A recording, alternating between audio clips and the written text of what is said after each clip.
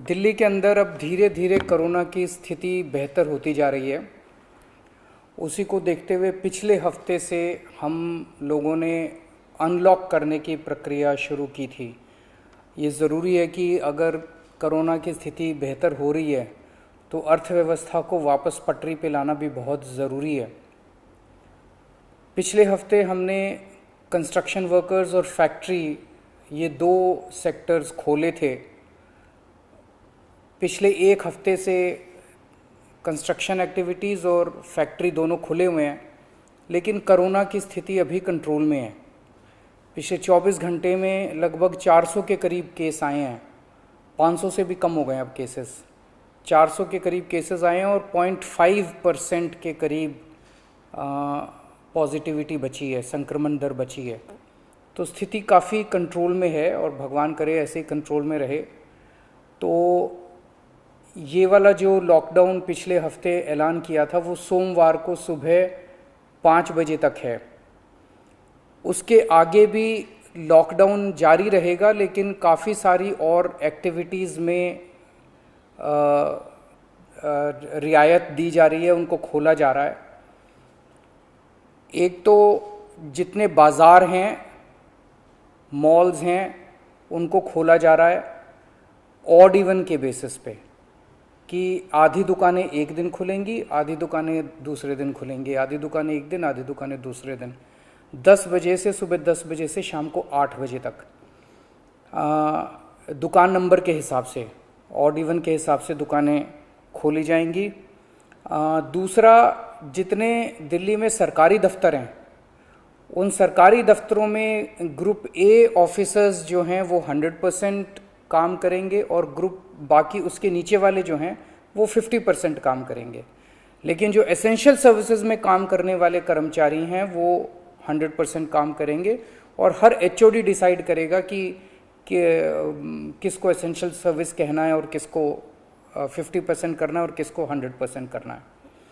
जितने private offices हैं उन सभी प्राइवेट ऑफिसेज में 50% मैन पावर के साथ वो खोले जा सकते हैं। और लेकिन कोशिश करेंगे कि ज़्यादा से ज़्यादा लोग वर्क फ्रॉम होम करें और अपने प्राइवेट ऑफिसेज कोशिश करें अपने टाइम को स्टैगर करने की, कि ताकि सब लोग एक साथ सड़क पे ना आए। दूसरी चीज़, जो स्टैंड अलोन शॉप्स हैं और जो एसेंशियल सर्विसेज प्रोवाइड करने वाली शॉप्स हैं वो ऑड इवन के बेसिस पे नहीं, वो रोज़ खुलेंगी।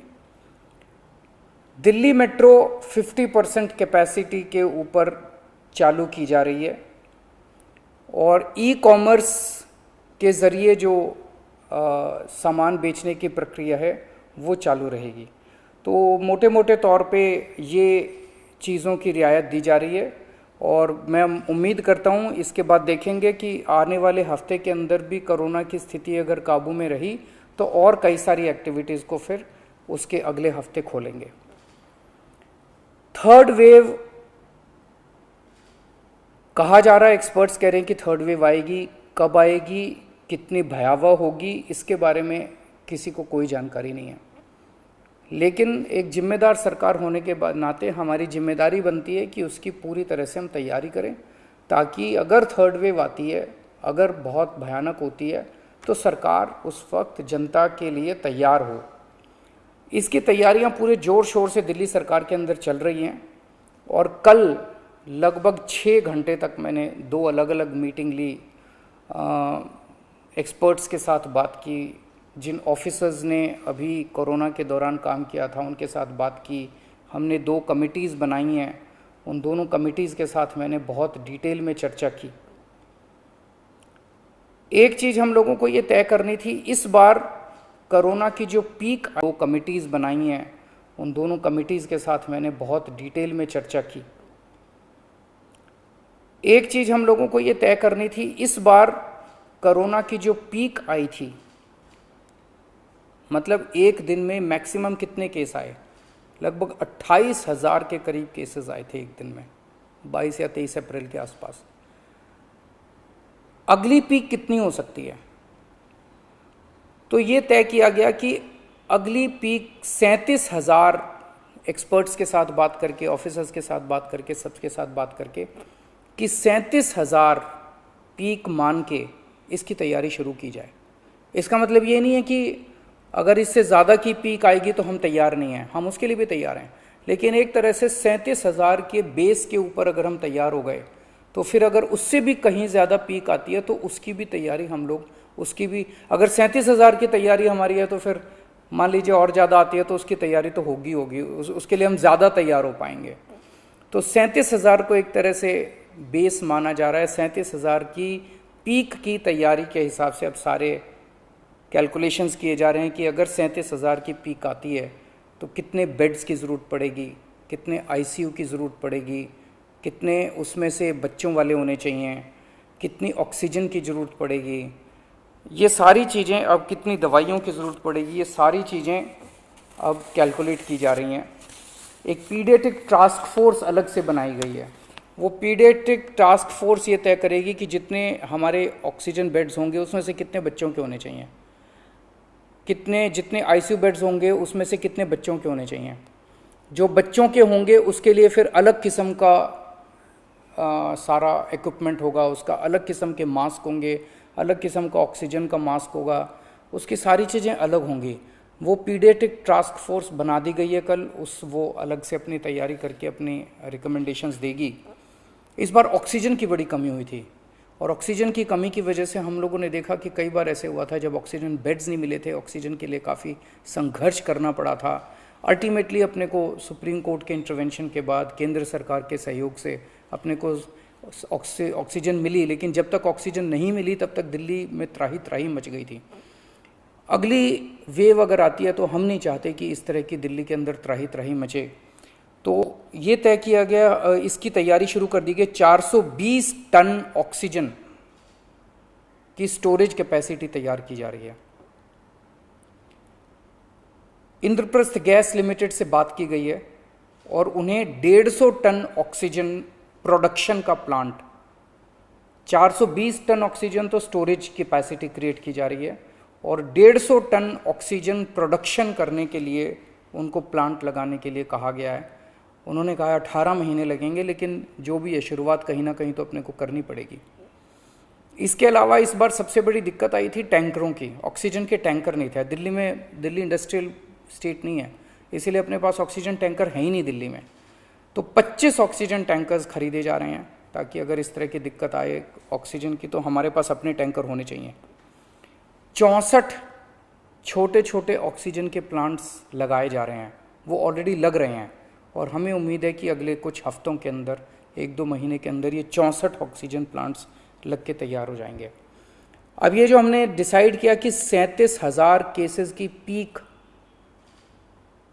के हिसाब से हम काम करेंगे, तो उसके हिसाब से तय किया जाएगा कि कितने ऑक्सीजन बेड्स की ज़रूरत होगी, कितने आईसीयू बेड्स की ज़रूरत होगी। उसके हिसाब से फिर तय किया जाएगा कि कितने ऑक्सीजन सिलेंडर्स की ज़रूरत होगी। जैसे अभी थोड़े दिन पहले हमने 6,000 सिलेंडर चाइना से इंपोर्ट किए थे, तो और कितने ऑक्सीजन सिलेंडर्स की ज़रूरत होगी और कितने ऑक्सीजन कॉन्सेंट्रेटर्स की ज़रूरत होगी। अगले आने वाले 1-2 महीने के अंदर ढेर सारे ऑक्सीजन कॉन्सेंट्रेटर्स दिल्ली सरकार खरीदने जा रही है।